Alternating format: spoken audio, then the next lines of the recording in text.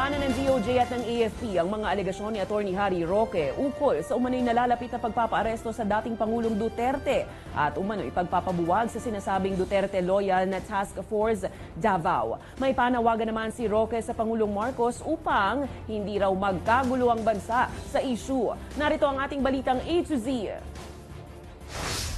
Ang nagkakagulo na po ay yung nabanggit ko na posibilidad na baka maaresto ang ating Pangulo Duterte. Nagbabala ang dating Malacanang spokesperson Atty. Harry Roque na posibleng magkagulo sakaling matuloy ang sinasabi nitong nalalapit na pagpapaaresto sa dating Pangulong Rodrigo Roa Duterte. Anong gusto niyong gawin namin?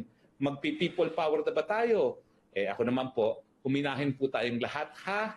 Kasi hindi pa naman po nangyayari. Una nang sinabi ni Roque na mayroon siyang 3 impormante na nagsabing nalalapit na nga ang pagpapaaresto kay Duterte ng International Criminal Court kaugnay sa libu-libong namatay sa ilalim ng drug war. Mismong si Duterte rin daw ang nagsabi nito. Pero ayon sa Department of Justice, hindi nito alam kung ano ang sinasabi ni Roque, lalo na at wala namang komunikasyon ng ICC sa DOJ. Ang Armed Forces of the Philippines naman, pinabulaanan ang alegasyon ni Roque na umano'y bubuwagin na ang Task Force Davao bilang paghahanda sa umano'y pagpapaaresto sa dating Pangulo. Sa pahayag ng Eastern Mindanao Command, walang utos ukol sa pagpapabuwag. Yung balita po na bubuwagin yung Task Force Davao ay hindi po totoo.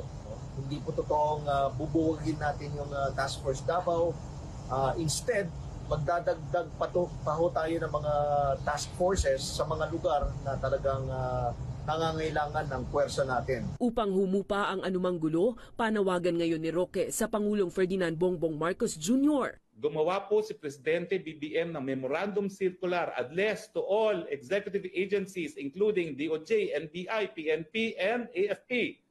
Walang makikipagtulungan sa ICC. Nakasulat yan na order. Una na ang sinabi ni Marcos na banta sa soberanya ng bansa ang ICC.